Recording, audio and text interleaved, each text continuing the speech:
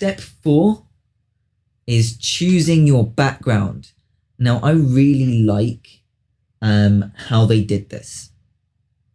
This is how I always thought backgrounds should work. Now, it says in here, there's 3 different ways of doing it. You can build your own background, you can select a pre-made background, or you can select a pre-made background and then chop and change it. Obviously, the easiest thing to do is just select a pre-made background. If you want to do that, fine. I'm not going to explain how to do that because I like too much the fact that you can build your own background, because that doesn't limit you to having 6 possible backstories. All of a sudden, you're open to do whatever you can think of doing. So whatever you think your character was doing before they came to adventuring, that is their background. It does make a little note that if you use one of the old style player's handbook style races, you don't get your ability score from them, because you're going to get your ability score from your background, because it's what you've been doing all your life that is going to dictate how good you are at stuff. So let's say that my half elf, half orc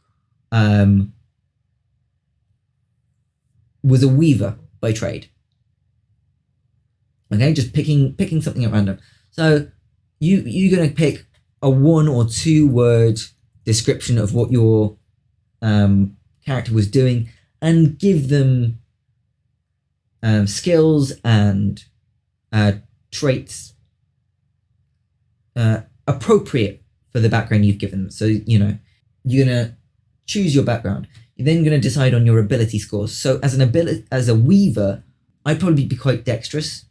Having to do things on a loom all day is probably quite strong work as well. So I might want to put my stat increases into dex and strength. Now, I'm just going to swap over my constitution and my dex a second, and I'll explain why. And that is because you don't want odd stats. Okay, odd numbers on stats don't give you anything. You're always going to be left with at least 1 odd stat, but you don't. The more you have, the weaker your character will be. So it might make sense to put your ability scores into skills that would turn them into even numbers. So I'm going to put a +2 for operating the loom into strength. So I'm going to change that from 14 to 16. And the dexterity, I would need to sort of get in and change the thread. I'm going to change that from 13 to 14. So you get a +2 to one skill or +1 to the other, or you can do it that you get 3 ability score increases of +1. So either 3 of +1 or 1 of +2 and 1 of +1. Once you've got your ASIs in, you can actually fill out a lot more of this sheet. So you can fill in your modifiers. So I can go down there and just fill in all of these modifiers. I'm familiar with it, so I can do it straight away. If you're not as familiar, you might need to look these up. We can also put in our hit points. So at level 1, our hit points is going to be our maximum on our hit dice plus our constitution. So, there we go. So my maximum hit points is 9. So I can also fill in my current hit points because that's also going to be 9. Armor class. I know I'm wearing scale mail. So I've got 14 plus my dex to a maximum of 2. So that's going to be 14 plus 2. My armor class is therefore 16. My initiative is just going to be my dexterity mod, so I can put that in. Also +2. And my saving throw values. So it's just going to be the same as my skills for the ones I don't have proficiency in. And for the ones I do have proficiency, I'm going to add my proficiency bonus, which is +2, onto that. So 2 plus 2 is +4. And my charisma of -1, +2 gives me +1. I also get my spell save DC. So wisdom is my spellcasting skill.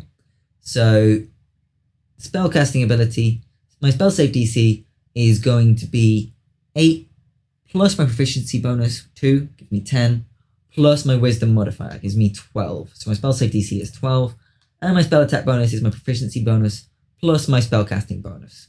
So +2 +2, so +4. And that's those. So now I get to pick my skill proficiencies. As a weaver, I might know a little bit about sleight of hand from operating the loom.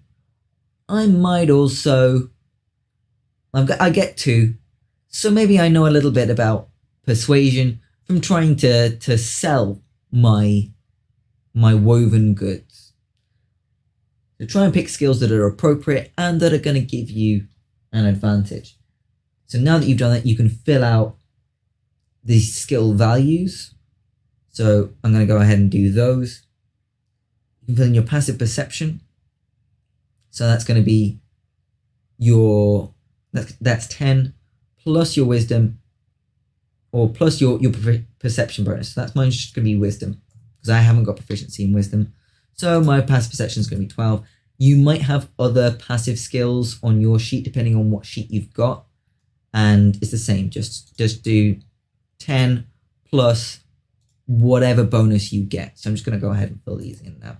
I appreciate the writing on here is terrible, so I've zoomed in so we can see things. Okay, so that's all of my skill values entered in. My next thing I'm going to do is my tool proficiency and my language. Always best to check with your DM what languages are actually even going to be useful. So I'm going to put orc in there because obviously I'm a half orc, half elf. So I would know orc. If you know for a fact that, giants are going to come up in your campaign, it might be worth putting that in there. As long as you can come up with a reasonable backstory, reason why your character knows it. I also get a tool proficiency, so that one's going to be fairly easy for me because I'm a weaver, so I'm going to put in weaver's tools. Now, you also get a feat. So, in the Unearthed Arcana, it says you get a first level feat. Now, this is the first mention of a first level feat. There is no mention of levels, by and large, in the player's handbook when it comes to feats. And these feats that are in here are slightly different to their player's handbook, old style versions. Your options are alert, crafter, healer, lucky, magic initiate, musician, savage attacker, skilled, tavern brawler, and tough. Now, crafter would be a really obvious thing. Tool proficiency with 3 different artisan's tools. Different feats will have different boxes you have to fill in. Might even change some of your skill bonuses. So it's kind of worth taking your time over this one and choosing something that's actually going to benefit you. So I would I'm going to gain tool proficiency in 3 other tools. I'm just going to pick the first 3 tools that come to mind. Painter supplies, calligrapher's tools,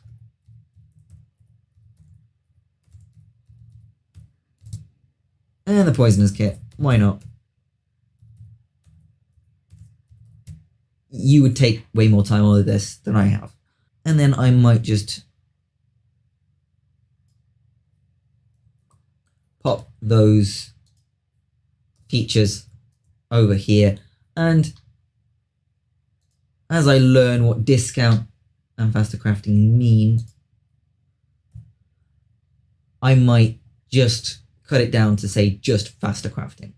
Because these vary from the player's handbook versions, it's always worth taking a look at them. You also gain 50 gold pieces worth of equipment, and anything left over is added to your sheet. I can't be bothered, so I'm just going to add 50 gold pieces, which is fair enough. You just got to hope you come across a shop soon. Good things to spend your money on include, slightly better armor than you would normally have had, maybe some more rations and supplies, or if you're going into a particular environment where you might need, say, pythons, if you think you might going to be climbing up some hill faces, might be worth buying those things. So now you can fill out your equipment, your gold pieces, and if you've spent some, you might have copper and silver pieces left over. I never use electrum pieces. Just not helpful. 10 copper pieces into a silver piece, 10 silver pieces into a gold piece, 10 gold pieces into a platinum piece, if we really want to go there. But, if you're using the English currency system, 1p, 10p, £1. Very easy that way around. You're nearly done now. That was your background. So your background is actually quite important. And I think really informs who your character is. Why I like customizing it yourself is like you feel that this is an actual character and not just some numbers on a piece of paper.